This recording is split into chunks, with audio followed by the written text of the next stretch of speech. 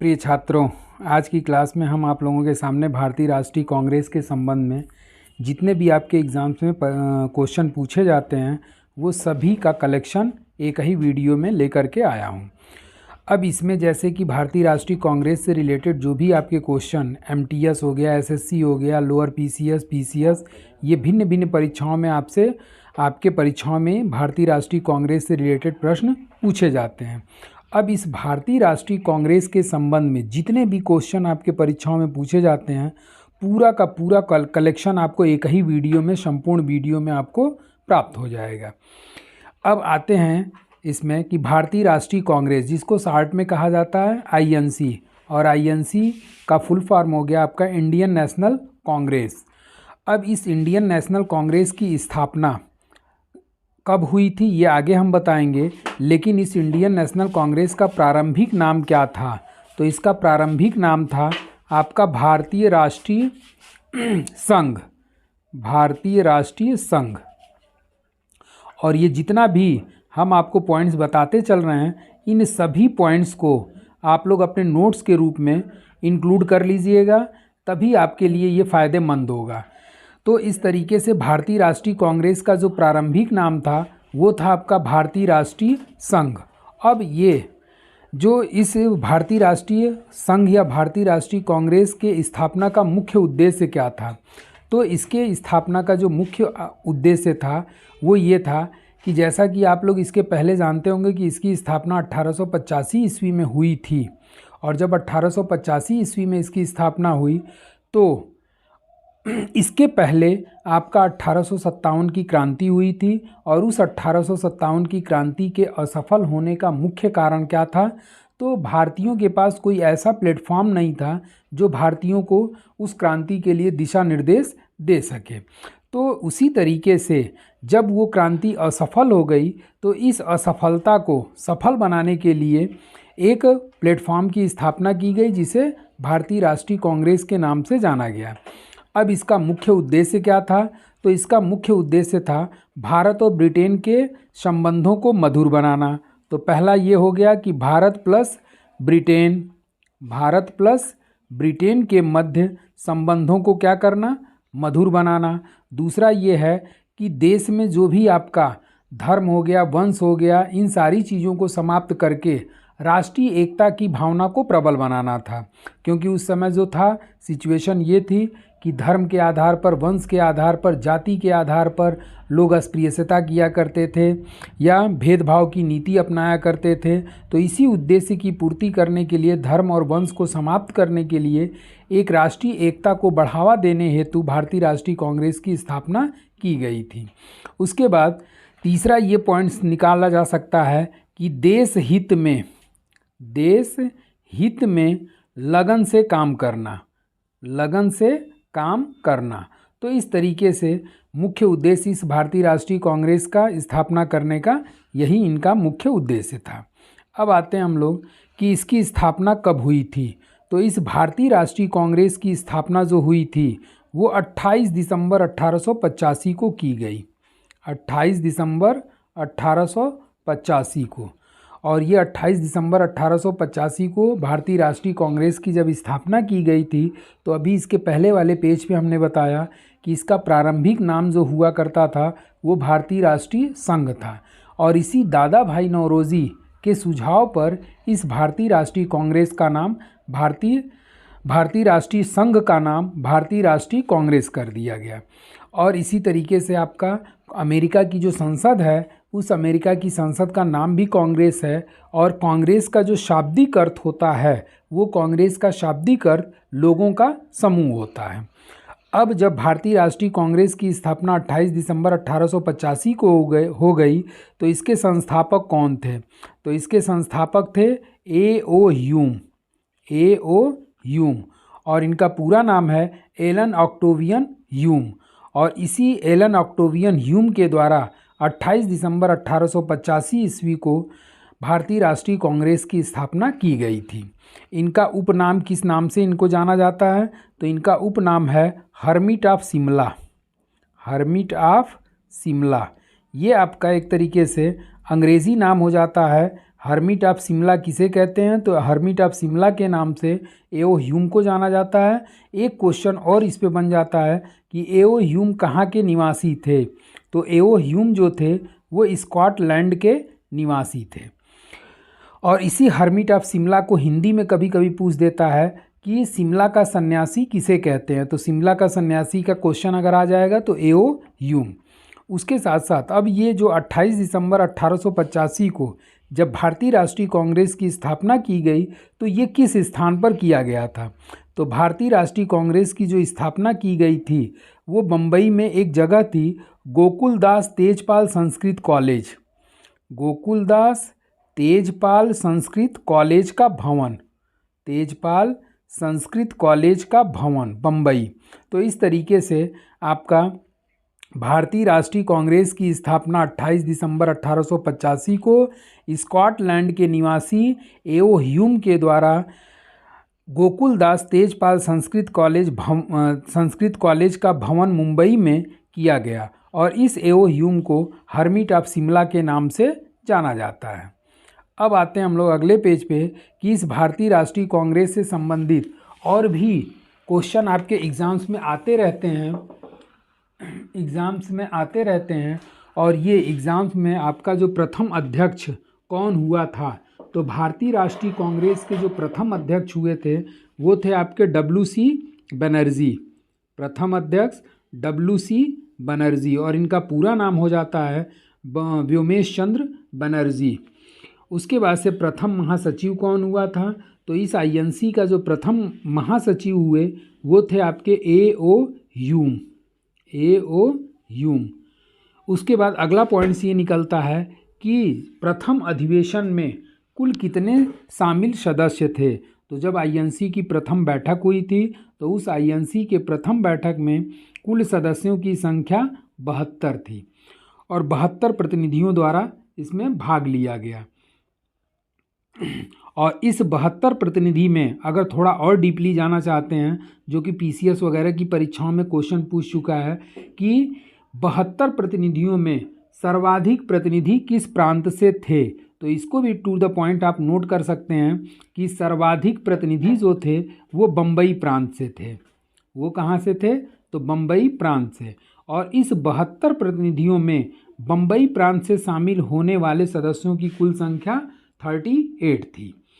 अब आगे के पेज पे देखते हैं कि कौन कौन से क्वेश्चन आपके के लिए पुटअप हो रहा है। तो अगला क्वेश्चन ये आ जाता है कि प्रथम अधिवेशन में कुल कितने प्रस्ताव पारित किए गए थे? तो जब 28 दिसंबर 1885 को प्रथम अधिवेशन INC का हुआ तो इसमें कुल प्रस्ताव 9 शामिल किए गए और इस 9 प्रस्ताव में क्या क्या शामिल था ये भी आप अपने कॉपी पे ऐड कर लीजिए। पहला ये था कि भारतीयों को उचित प्रतिनिधित्व प्रशासन में प्रदान किया जाए। मतलब कि चूंकि उस समय अंग्रेज़ों के समय में भारतीयों को प्रशासनिक क्षेत्रों में उचित प्रतिनिधित्व नहीं दिया जाता था, तो पहला इन्होंने कहा कि इंडियंस को उचित प्रतिनिधित्व प्रशासन में दिया जाना चाहिए। दूसरा इन्होंने कहा कि इंडिया काउंसिल्स को भंग कर दिया जाए। तीसरा इन्होंने कहा कि ICS परीक्षा भारत में आयोजित की जाए। तो जैसे कि आपका इंडियन सिविल सर्विस हुआ करती थी, उस इंडियन सिविल सर्विस की जो परीक्षा आयोजित की गई थी उसका एग्जामिनेशन सेंटर या परीक्षा केंद्र जो हुआ करता था वो इंग्लैंड में हुआ करता था और इनका मुख्य उद्देश्य था, इंग्लैंड में एग्जामिनेशन सेंटर रखने का मुख्य उद्देश्य ये था कि कम से कम भारतीय इंग्लैंड जा कर के परीक्षा दे सकें। क्योंकि आज के समय में भी हम बच्चों को देखते हैं कि अगर दूर दराज सेंटर चला जाता है तो वो लोग कहते हैं सर उतना दूर जाएं एग्ज़ाम देने, क्या करें, छोड़ दें या फिर उसको पकड़ लें। तो इस तरीके से भारतीयों को छांटने का मुख्य कारण, मतलब परीक्षा केंद्र जो इंग्लैंड में स्थापित किया गया था उसका इनका मुख्य उद्देश्य था कम से कम भारतीय जो है उच्च प्रशासनिक सेवा में भर्ती हो सकें। तो इसी प्रथम अधिवेशन में इस चीज़ की मांग की गई कि ICS की परीक्षा भारत में आयोजित की जानी चाहिए। उसके बाद से जो अगला प्रावधान था वो था कि सेना पर खर्च कम किया जाए, क्योंकि उस समय अंग्रेजी सैनिक ज़्यादा हुआ करते थे और ये अंग्रेज़ अपने सैनिकों पर सबसे ज़्यादा खर्च किया करते थे या उसके लिए ज़्यादा से ज़्यादा फैसिलिटी दिया करते थे। उसके बाद से इसका जो 9 प्रस्ताव में अगला जो प्रस्ताव था तो उसमें ये भी कहा गया कि जो अगला हमारा भारतीय राष्ट्रीय कांग्रेस का अधिवेशन होगा वो कहाँ होना चाहिए, कलकत्ता में आयोजित किया जाना चाहिए। तो इस तरीके से आपका प्रथम अधिवेशन में कुल प्रस्तावों की संख्या 9 थी, जिसमें हमने मुख्य मुख्य कारण आपको गिना दिया। अब अगला क्वेश्चन आ जाता है कि भारतीय राष्ट्रीय कांग्रेस का प्रथम मुस्लिम अध्यक्ष कौन हुआ। तो भारतीय राष्ट्रीय कांग्रेस के प्रथम मुस्लिम अध्यक्ष जो हुए थे वो थे आपके बदरुद्दीन तैयब जी, बदरुद्दीन तैयब जी। और ये बदरुद्दीन तैयब जी प्रथम मुस्लिम अध्यक्ष के रूप में नियुक्त हुए थे और इन्होंने 1887 ईस्वी में, ये भी थोड़ा सा आप लोग नोट कर लीजिएगा क्योंकि ये हायर लेवल की परीक्षाओं में पूछ देता है। जो भी आपका सीजीएल वगैरह या ग्रेजुएशन लेवल के एग्ज़ाम्स होते हैं उसमें ये पूछ देता है कि बदरुद्दीन तैयब जी आईएनसी के प्रथम मुस्लिम अध्यक्ष किस वर्ष किस अधिवेशन में चुने गए। तो ये 1887 ईस्वी में मद्रास अधिवेशन में चुने गए थे, मद्रास अधिवेशन में।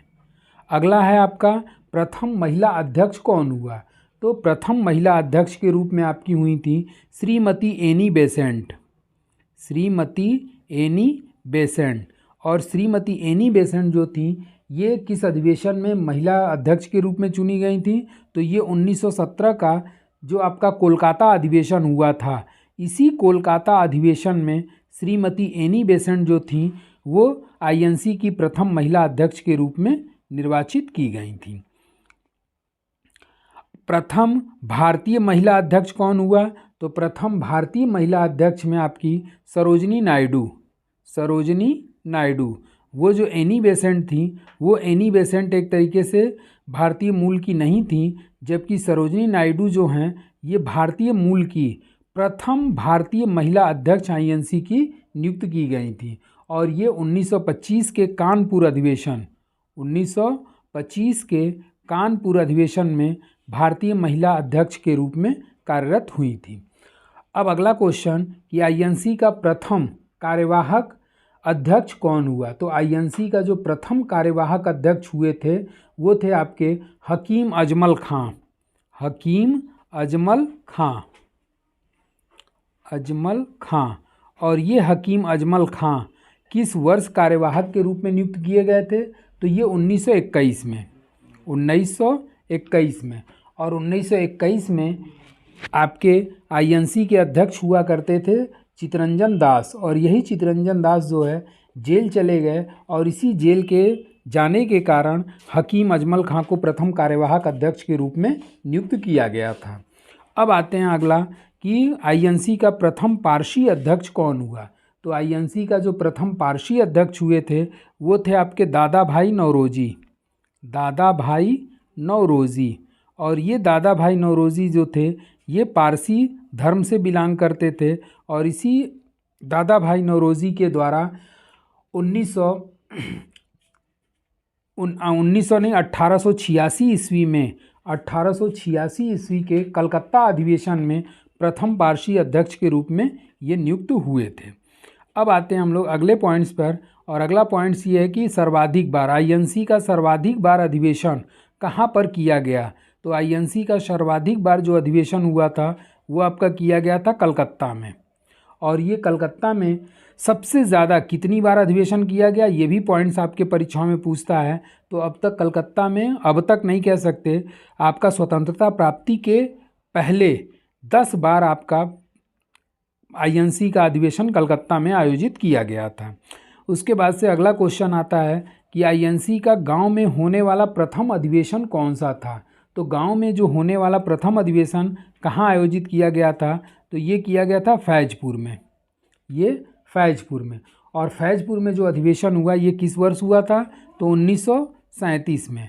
और ये फैजपुर आपका कहाँ पड़ता है। तो फैजपुर आपका पड़ता है महाराष्ट्र। तो इस तरीके से आईएनसी का गांव में होने वाला प्रथम अधिवेशन आपका फैजपुर महाराष्ट्र में आयोजित हुआ था। किस वर्ष। तो 1937 में। अगला पॉइंट्स आ जाता है कि आईएनसी का प्रथम विभाजन किस वर्ष हुआ। तो आईएनसी का जो प्रथम विभाजन हुआ था वो हुआ था आपका 1907 में। और इस प्रथम विभाजन 1907 में कहाँ पर किया गया, तो सूरत अधिवेशन में। और जैसा कि हमारा आपका आधुनिक इतिहास का क्लासेज आप लोग करते होंगे, और उस आधुनिक इतिहास के क्लास में हमने बंगाल विभाजन पढ़ाया हुआ है, और इसी बंगाल विभाजन को लेकर के मैंने डायग्राम भी आप लोगों को डायग्राम के माध्यम से समझाया है। और उसी डायग्राम में आप अगर डिटेल देखना चाहते हैं तो आपका 1907 का सूरत अधिवेशन देख करके और इसको क्लियर कर सकते हैं। अब आते हैं अगले पेज पर, और अगला पेज ये है कि अध्यक्ष के लिए पहली बार मतदान कब हुआ।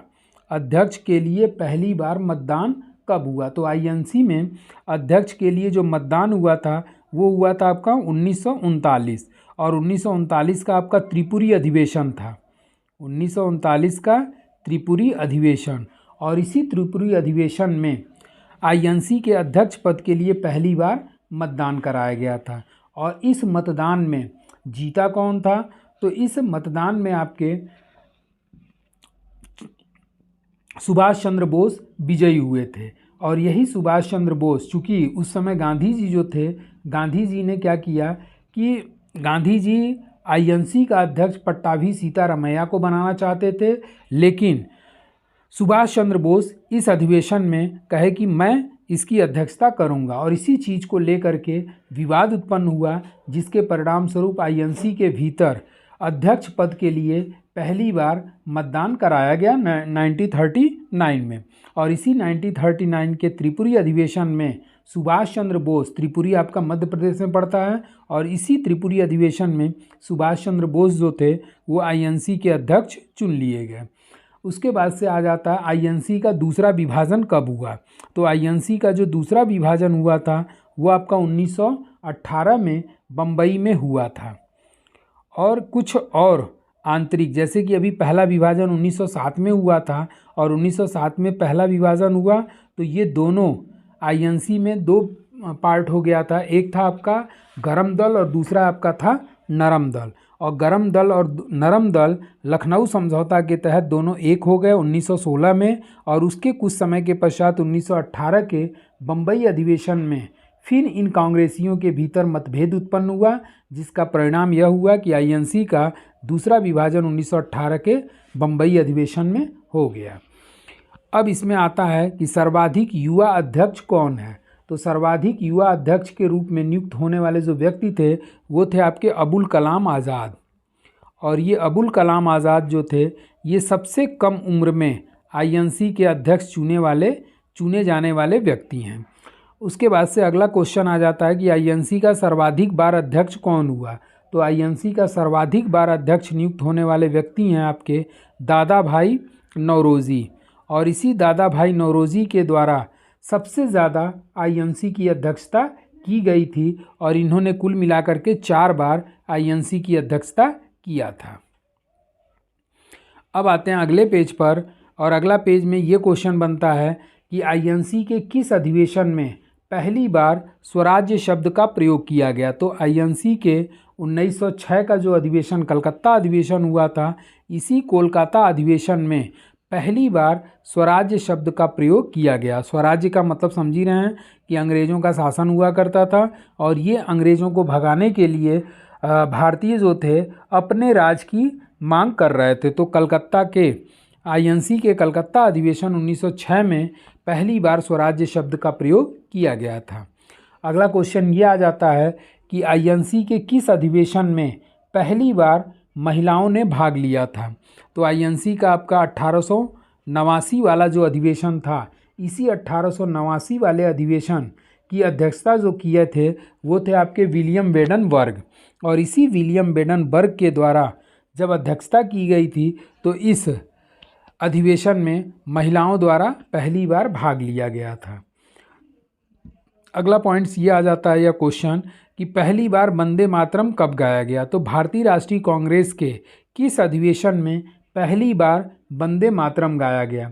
तो पहली बार जो वंदे मातरम गाया गया था वो 1896 ईस्वी कलकत्ता अधिवेशन में इसको पहली बार गाया गया था।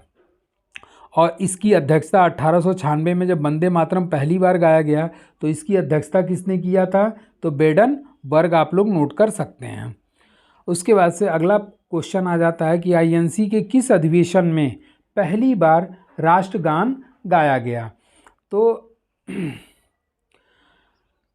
पहली बार, इसमें थोड़ा सा करेक्शन कर लीजिएगा कि पहली बार वंदे मातरम कब गाया गया, तो ये तो सही है कि 1896 में, लेकिन जो ये 1896 की अध्यक्षता किए थे, ये अध्यक्षता करने वाले व्यक्ति थे रहीमतुल्ला, और इसी रहीमतुल्ला के द्वारा अध्यक्षता जब की गई तो 1896 ईस्वी में कलकत्ता अधिवेशन में पहली बार वंदे मातरम गाया गया था। उसके बाद से अगला आ जाता है कि पहली बार राष्ट्रगान, मतलब आईएनसी के किस अधिवेशन में पहली बार राष्ट्रगान गाया गया? तो आईएनसी के कलकत्ता अधिवेशन 1911 में पहली बार राष्ट्रगान को गाया गया। और उस समय अध्यक्ष कौन थे? तो इस अधिवेशन की जो अध्यक्षता किए थे वो थे बिशन नारायण धर। तो अगला क्वेश्चन ये भी इम्पोर्टेंट बनता है कि आईएनसी के किस अधिवेशन में, भारतीय राष्ट्रीय कांग्रेस के किस अधिवेशन में पहली बार राष्ट्रगान गाया गया?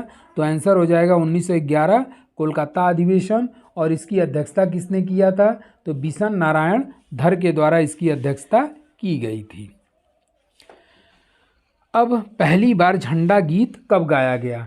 तो ये जो पहली बार झंडा गीत गाया गया था ये 1925 में, 1925 के कानपुर अधिवेशन में पहली बार झंडा गीत गाया गया था। और ये झंडा गीत कौन सा है? तो झंडा गीत आप लोग सुने होंगे कि विजयी विश्व तिरंगा प्यारा। और ये झंडा गीत की रचना, विजयी विश्व तिरंगा प्यारा की रचना श्यामलाल गुप्त के द्वारा किया गया था। और इस 1925 अधिवेशन की अध्यक्षता किसने किया था? तो 1925 अधिवेशन की अध्यक्षता करने वाली महिला थी आपकी सरोजनी नायडू।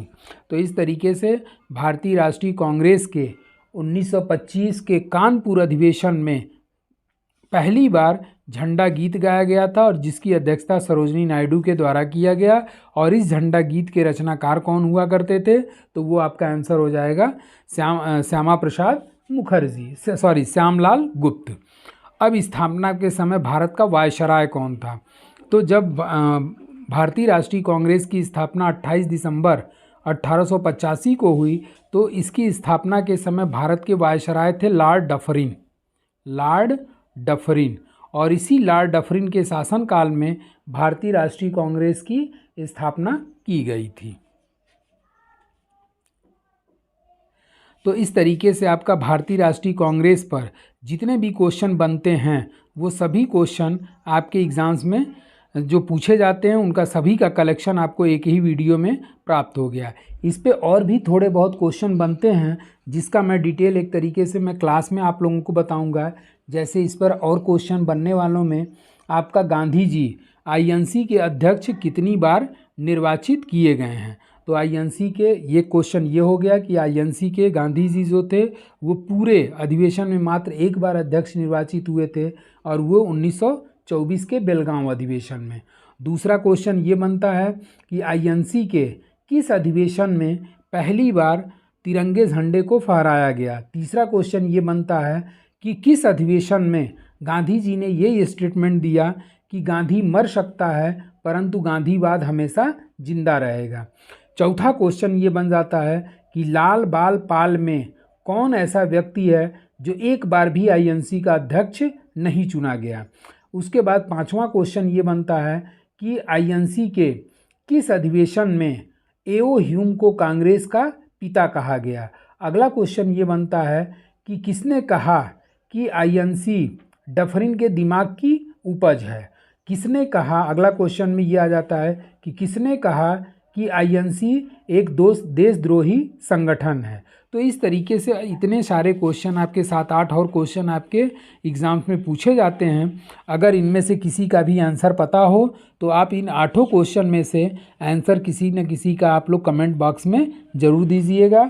और ये जितना भी हमने क्वेश्चन बताया इसको डिटेल हम आपको जो भी मैं क्लास लेता हूँ उस क्लास में आपको प्रोवाइड कराऊँगा। आज के लिए बस इतना ही। Thank you so much.